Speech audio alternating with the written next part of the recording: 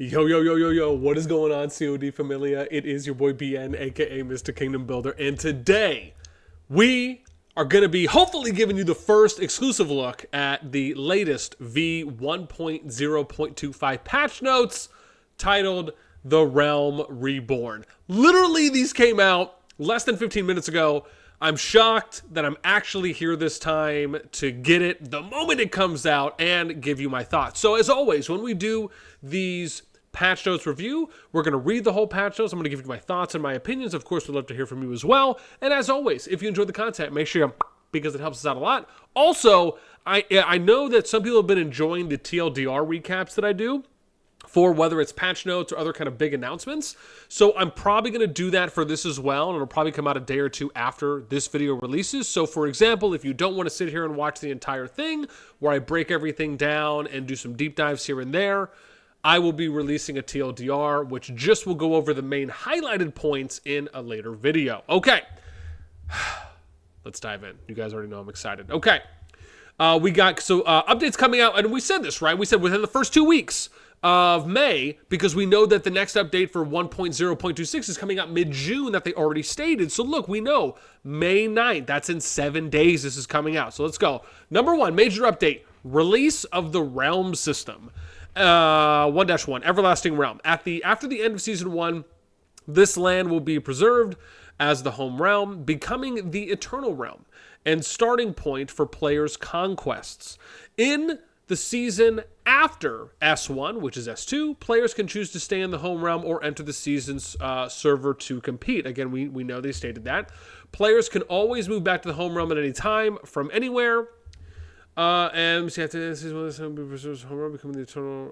Okay. And then number 2, 1-2, arrival of the High King. In Season 1, the Alliance leader who successfully occupies the Flame Dragon will become the High King of the realm. As the supreme leader of the realm, the High King has a series of privileges and missions. Stand out from the crowd. Own the High King's exclusive avatar frame. Oh, dang, there's going to be an avatar frame? Hey! And nameplate. Receive a weekly refresh of an exclusive chest. So we're getting more information now. Okay. Gifted with extraordinary talent. Use the High King's skills to bring benefits to the home realm, speeding up its development. Alternatively, use special skills in battle to increase your strength on the battlefield. Okay. Employ the wise and capable. Appoint distinctive realm titles, awarding merits and imposing light punishments. Okay. Realm-wide proclamation. Send mail to all players in the home realm simultaneously. You guys already know I'm a big fan of King's Mail, which is essentially just the ability to send a mail to every single player that's in a kingdom. I think it does wonders. There's some amazing outreach potential and possibilities that are there as well. And in all seriousness, it just really allows for your kingdom to start feeling more like a community. Govern and prosper. Players in the home realm can increase their realm's taxes by gathering and completing daily quests. The High King can use taxes to activate realm buffs, use combat skills. So this is kind of similar to Whiteout Survival. I was having a conversation with someone earlier, and they were telling me it's kind of like that, where basically everyone in the kingdom just does kind of daily participation and daily regular engagement, and then the king will accumulate this tax currency, and then that currency can be used for skills. In addition, for the High King has the authority, right, to use taxes to activate realm buffs, combat skills, and appoint titles. In addition, the High King has the authority to convert a portion of the taxes into gems for themselves each day. Now, wouldn't this be dope if, for example, you could convert taxes into gems and then give them out to a specific player? That's the next level. Why do I say this? And I'm sure some of you already know where I'm going with this. Wouldn't that help out free-to-play players by not only getting to level 25, but also completing their, and I'm already forgetting, their watchtower and their, the rally camp building that I'm now forgetting the name of. But you know where I'm going with this.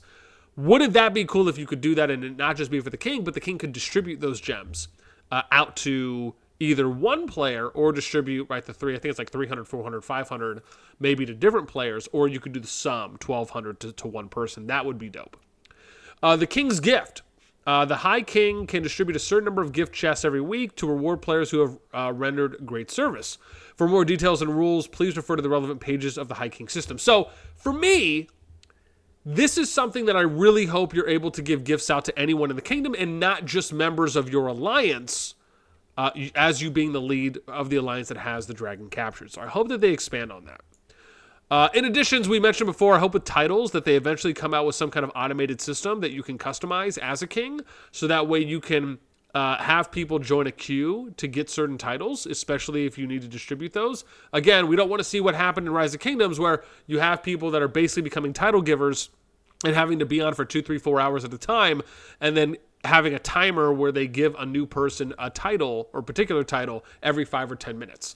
So some kind of automation system needs to be worked on, and I'm going to tell you right now, Call of Dragons could potentially be, in my experience, probably the first game that actually has a system like that implemented, which is really a nod to making kingdoms more autonomous, and they could just be further setting the standard in the genre that, again, I don't know if any other kingdom builder's doing that. Let's go to number 3. Seasons and other related adjustments. Oh, was that number 2 we read? It was, okay. Except for Season 1, subsequent seasons will be shortened to 50 days. The pace will be faster and the battles will be more intense. Okay, yeah, we knew that. In subsequent seasons, the season progress in Augerstone will be adjusted to match the 50-day length. Great. Servers that were opened before the version update are not affected by this adjustment. Okay, so basically what they're saying is that if you're already in your current KVK season or division, right, it will not be applied to you. It'll be applied on your next KVK division or season. Affiliated regions will be assigned by the system with realms as the unit. Players cannot choose their own affiliated regions, and it cannot be changed during the season. Okay, I wish we had a little bit more information here. Because, I want to know, because you can do some cool things with this, right? You can do it where you do some kind of like EOTC, Eve of the Crusade event type of thing that they do in Rock, which is basically where kingdoms compete against each other before KVK, and then they kind of get rated on that, and then like number 1, 2, and 3, or whomever, right, they'll get certain buffs applied. And I'm not necessarily saying that they have to do something exactly like that, but I wonder if there will be a way where maybe even based on the strength of the kingdom, you can get seeded differently. And then instead of, like, you can do it 2 different ways. You can do it where, like, the seeds choose which starting region they go to. So maybe everyone's given, like, a 12-hour window to select this. Or it's an open window, and then it's just, like, and then you just have, like, a line or a bar. And then it says, like, first selection will say, like, 1, Kingdom 66, right? So once Kingdom 66, then number 2 is 68. Then 68 chooses. So you can kind of go in that order, right, where you have manual selection along with maybe the random selection being applied as well. Just thinking a little outside the box, but I think that could be cool. Again, if it's done right. After Season 1 ends, players can only create alliances in their home realm. We knew that. Created alliances will automatically be affiliated to the region, to the realm. Players can only join alliances in the same realm as themselves. Yeah, okay. All alliance data, we get some agua. All alliance data in the home realm will be retained permanently. Behemoth buffs and alliance member bonuses obtained in the home realm will also be effective in subsequent seasons, meaning that those don't get reset, they won't be changed. Alliances can only summon, where is this? Alliances can only summon behemoths occupied on the current continent, and behemoths in season servers will no longer provide member bonuses. Okay, so we knew that. Basically what they're saying is that you're not going to get behemoth member bonuses in KVKs, which is the seasons, which is season 2 and beyond / divisions. This line, though, where it says alliances can only summon behemoths occupied on the current continent. Oh, I see. So this is essentially just saying that you cannot summon like the flame dragon in zone 2 in your KVK division. That's all that's saying, is that you can only summon behemoths that you've captured in that KVK season, which I guess that's okay to state.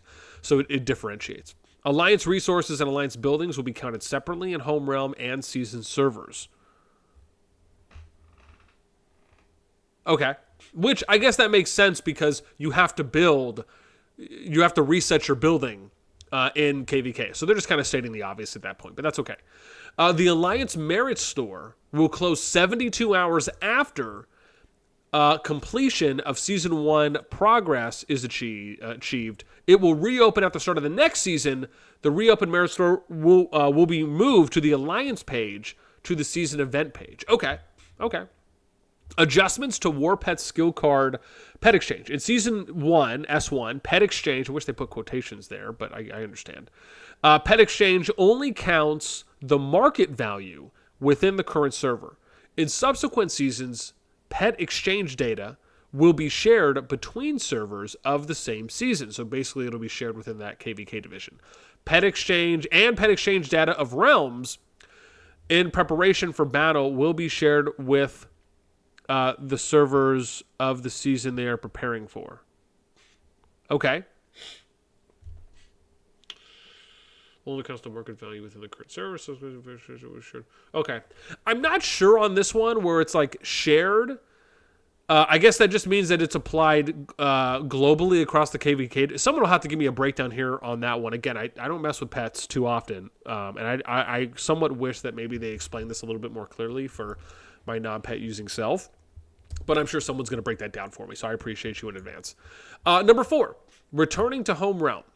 When the home realm system is released, servers in Season 2 and beyond will not be affected by the changes during the current season.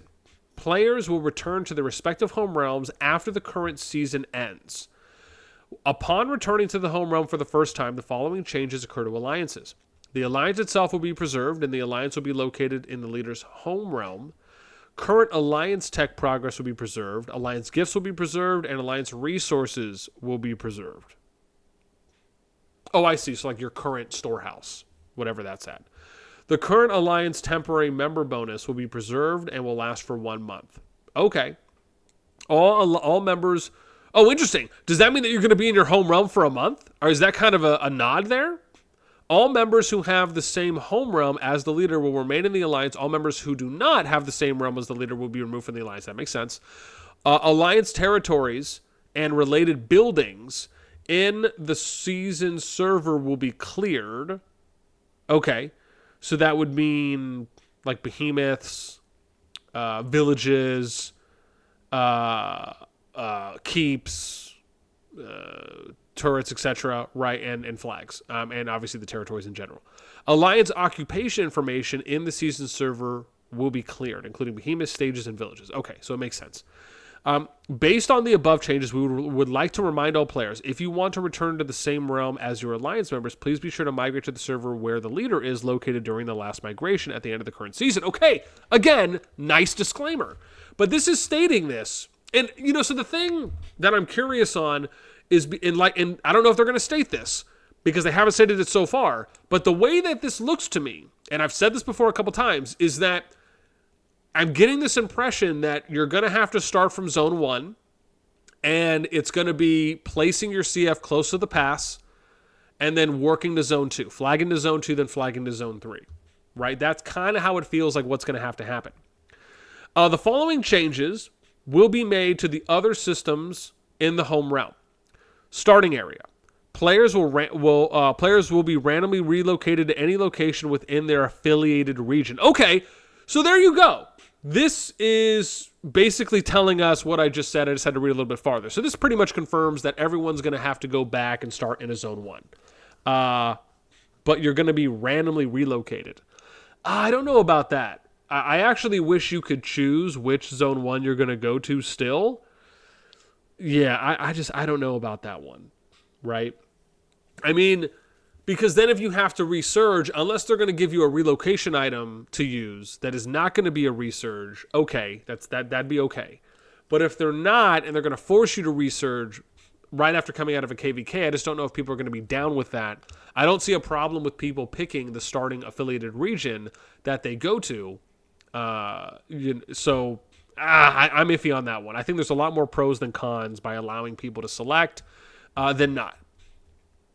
Okay.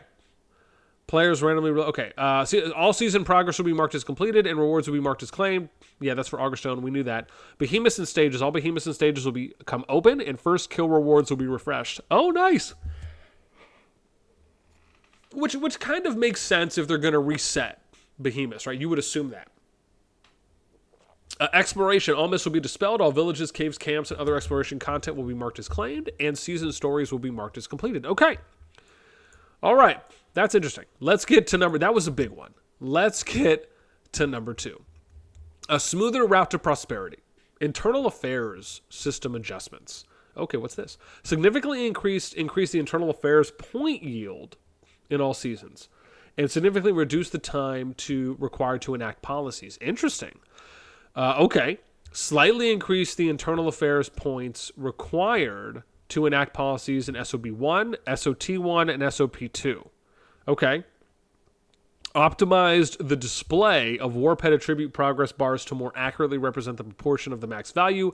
Actual attributes remain unchanged. Okay, so we're getting a little bit more quality of life on the Warpets, at least as it pertains to data and visual aids. Can't go wrong with that. Adjusted the purchase limits for Warped skill cards in Pet Exchange, changing the seasonal reset to a reset at a fixed number of days to make it more clear and explicit. This adjustment does not affect the total number of skill cards that can be purchased within a certain period. Special note, after this version update, the purchase limits will be reset once. Okay. So something that people can time it out for. Number 4, or 2-4, fixed the display error of the icons for potential skills upon capture. For some more pets, the actual skill drop chance remains unchanged. Okay. Optimize the text description for hero talents. Players can now preview the numerical effects of all levels of a talent before upgrading it. The actual numbers. Okay. This is a great change. The fact that you can basically see, which I think is what everyone would want to be able to see, is what is the max level stats and values for an artifact, for if it's a hero talent, right? Like that's what we want to be able to see, like just across the board for everything. So the fact that they're doing this, I'm a fan of that. I think that's a W change.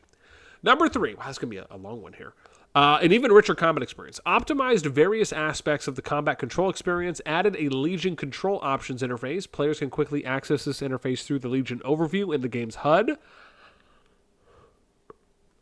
to enable or disable automatic Legion march, set dragged Legion target selection, and more. Oh, interesting. Okay. Added a dragged Legion target selection feature, allowing players to filter the types of targets that can be selected when dragging legions, enabling players to automatically exclude common legions, rallied legions, and darkling legions. Okay, this could be good. Like, this has some potential to allow for you to better micro your aimer on, or your mouse, if you will, on units that you actually want to hit instead of, for example, accidentally hitting a Darkling, a Rallied Legion, other units that are on the field. I think this has potential. We'll have to see how this actually works once we get in game and we see this being used in war, and then we also hear how players are feeling about it. But I like the thought process behind this change because it is directly factored or directly engaging with players who want to be able to have more of a overall quality experience when they're conducting PvP.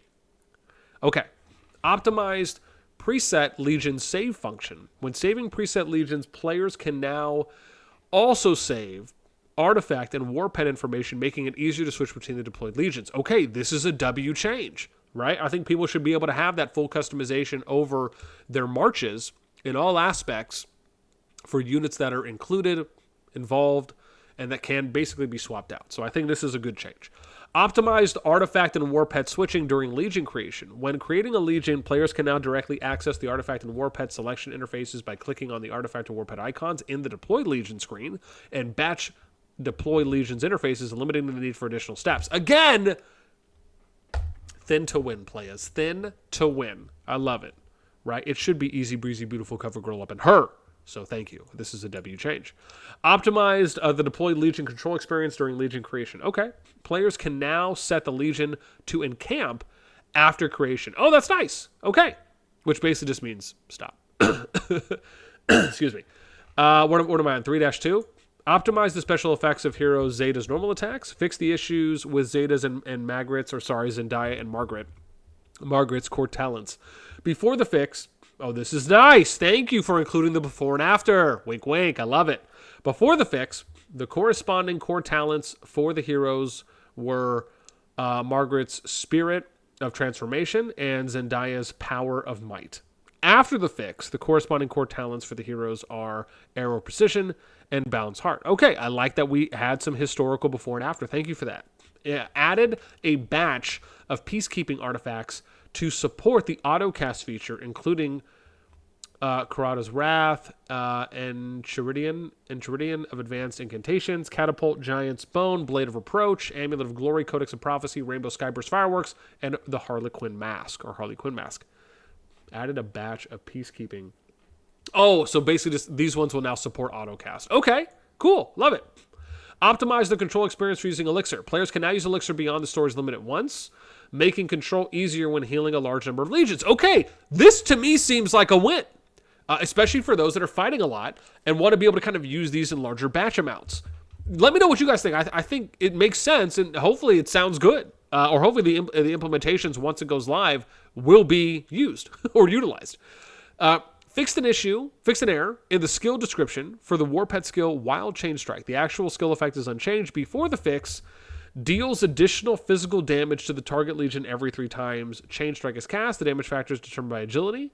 This effect can be triggered once per second. After the fix, deals physical damage to the target legion every 4 times Chain Strike is cast. So basically, this is a little bit of a debuff. Sorry, not a debuff, but I guess a correction based on what they're saying, which is what it's supposed to be. This effect can be triggered once per second. But again, thank you for applying the before and after. Appreciate that. Let's do it more. Number 4, a more accessible map. Added a personal building view feature in the strategic map. Players can use the personal building view button to view currently constructed personal buildings such as turrets and quickly jump to buildings' locations. Oh. Okay. Personal. So is it like their personal turret building, or is it all personal buildings such as turrets? Okay, so maybe it means like those in your alliance. That could be. Maybe that's what it means if it's not at minimum your buildings that you've made. But okay. I also would like if they would allow for us, and we keep saying this, but I'd love to see if they would allow for us to zoom out 1 or 2 more times where we could still see all the units before we see the chess pieces, right? Or the checkers animations. Number 5, an improved alliance system. You guys already know I'm excited. This is probably going to be a long one, too. Actually, no, we're almost done. Yeah, look at that. We're almost done. A union system upgrade. I like how they call it an upgrade because that's what it is, right? The warband system is here.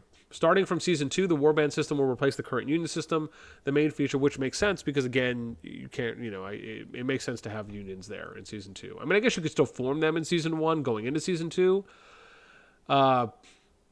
Which, yeah, like my thing, actually, now that I think about this more, it's like, why not form your warband system? The whole point of forming the warband is you have that set up before you go into the KVK division, not like once you get in there, right?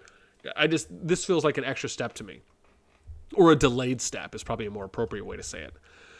Alliances located in the same affiliated region can establish a warband. Okay, so you have to be in the same affiliated region, which again, because home kingdoms are going to be in the same affiliated region, you're starting Zone 1. It kind of goes without saying. Warband members can provide mutual alliance help and also relocate to the territory of other warband members. Warband members share behemoth buffs. Does not affect behemoth summoning privileges. Okay, so that's important, which means that I guess there could still arguably be value in spreading those out, right? Because it's like if you have 2 of them, you could still only summon 1 if you're 1 alliance compared to 2 alliances having each, right? So there is some value there. Warbands can choose and set a unique territory color, and the territories of all members will be displayed in this color. That's nice. I like that. When the warband system is released, servers in Season 2 and beyond will not be affected by the changes during the current season. The Union system will be upgraded to the warband system after the current season ends, which makes sense, right? So after these changes go live on the 9th, anyone who's in a current KVK season will most likely have the majority, if not all of these changes take effect in their next season, right? For more details and rules, please refer to the relevant pages of the warband system, which means we're just going to have to wait till they get added. Added 6 skills, alliance skills. After unlocking through alliance research and charging through alliance member donations, the alliance leader and officers can release skills to accelerate alliance development and even shape the course of the war. A fine haul increases members' gather speed. Buildings and battlefields increases alliance members' hero EXP gained by defeating Darklings and increases maximum build speed for alliance buildings. Oh, so we were right, like on the buildings part. We just couldn't see the other part, which is battlefield. This is nice. So basically, people get to gain EXP faster, which is a nice skill if you think about it, because of the fact that they're shortening the season. So if you want to be able to gain more EXP faster to have like max level, so you can get max legion capacity sooner, right? Then I think that's nice. And also increase maximum building speed. This makes sense because they're shortening the season, so probably want people to be able to build a little faster. That's probably going to have some implications, right? Once you probably start getting to like Zone 3s and Zone 4s. Storm Vanguard increases Alliance member Legion's attack and movement speed. Wow. This actually seems like something you have to use in a pretty well-timed way. And I'm going to be curious if people will try to use this on like pushing choke points, pushing bridges, maybe if they're using it to try and delay people getting to a particular choke point, so that way they can maybe have positional control over it. Right? There's a number of uses for something like this. Fog of War summons a mysterious fog to the battlefield. Friendly legions inside the fog are immune to range damage. Dude, what? Oh my gosh, this is nuts! Summons a mysterious fog to the battlefield. Friendly legions inside the fog of war are immune to ranged damage. So, just thinking about this, this could be something that really allows for... and it depends on how this is going to be used, right? Because if you're immune to range damage, does that mean that you can use this tactically either as infantry pushing the front line, and then you place the fog of war between, like, basically in front of your enemies, not in front of, but like you'd place it. Gosh, like let me give an example here. So I'll give an example here. Say this line. Or sorry, say here is your infantry. Like say this is your infantry, and where sent is the enemy's infantry, and then you have archers and mages, right? So what I'm saying is you'd place the fog probably somewhere across the infantry and maybe where the archers are, and it allows, and then also covering. So like it would cover your infantry, their infantry, which is basically you hitting their front line, and then maybe like some units behind that. And then it makes it so that way the ranged units cannot attack you at all. And I would imagine that lasts for a duration, because that's basically what it's saying. It's saying that you're immune to range damage, but this has to be for a period of time. So, again, does this also mean that Cav can use this? And Cav can use it where you place the fog, on top of the mages, or half on the mages, half not on the mages, so that way your Cav can get into the fog and just wreak havoc on them. Like, this is massive. This could be really, like, this could make them a lot more relevant, right? This could really allow for Cav to, especially in the open field, more so, have such a massive impact on the battle for attacking the back line, and could also have a huge impact on infantry as well on the front line, because you could soak up more damage as well, allowing your DPS to be that much more effective. But I'm really curious on how this impacts Cav, because this to me is like the biggest question. I'm curious on what you guys think for this, because we need to know what the time is. Like, is this going to last a minute? Does it last 2 minutes? I don't think this is something that could last 30 minutes. I think that potentially could be too long, but I'd be curious on what that's going to be. Vigor boost. This arguably could be the most exciting part of this update. A vigor boost recovers stamina for all Alliance members, heroes, and war pets. Oh, that's cool. I wonder if this is like an instant recover, or if this is like a damage, like a collection over time, like a recovery over time thing. But this is nice, because this means that also kind of factoring this in with the Legion attack and movement speed. This is one of those things that could be like a double use, or maybe you use one first and then you use another one later, so you spread it out. Depending if you're going for like a longer sustained fight, or are you trying to go for more of a burst glass cannon kind of a fight where you're just putting all your chips in and you're going to burn both at the same time. Lair teleportation activates portals near behemoth layers, allowing Alliance members to deploy legions instantly at portals, significantly reducing marching time for behemoth raids. So this is kind of like the example of you teleporting into the flame dragon, where you go through that portal and then it TPs you to where the flame dragon area or battlefield is. Just to give an example. Number 3, adjusted the road connection rules for stages and spires. Ooh, interesting. Now, after stage spire is occupied, the Alliance can connect a road to it. After the road is connected, the Alliance can use the stage spire as the starting point of the road and build Alliance buildings. So basically what that means is it will act like a flag, right? That's the easiest way to explain that. In addition, we have improved the text descriptions related to buildings and roads to make them clearer. The actual effects remain unchanged. Listen, I'm all for more quality of life, so I'm happy there. Finally, near the end, other improvements. Added a story summary feature, allowing players to quickly grasp the story's content when they skip the story. 2, optimize the hero's gift feature. Players can now open the hero interface to directly give gifts to their favorite heroes without waiting for heroes to refresh in the city. Thank you, bejesus, we love you. Added a Waldir emoji popcorn. Players can now select and use it in the chat window and emoji settings. Thanks, that's all I got. Make sure you leave feedback here, fam, so that way you can get some rewards. Don't forget. Okay, summary conclusion on this update. I'm going to be honest, I think this is another W update. There are, as always, there's a number of question marks.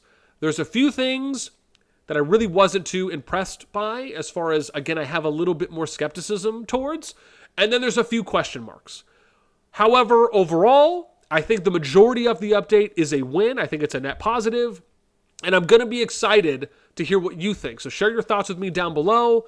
And as I said, I definitely want to know what you think about the Fog of War thing, right? Because to me, like I said, I think that, to me, that's the black horse. That's the hidden gem that arguably I would say is the biggest feature addition that's coming from this update. And I think it could do a number of wonderful things. But we'll see. So let me know what you guys think in the comments down below. That's going to do it for me. As always, until next time, I will catch you later.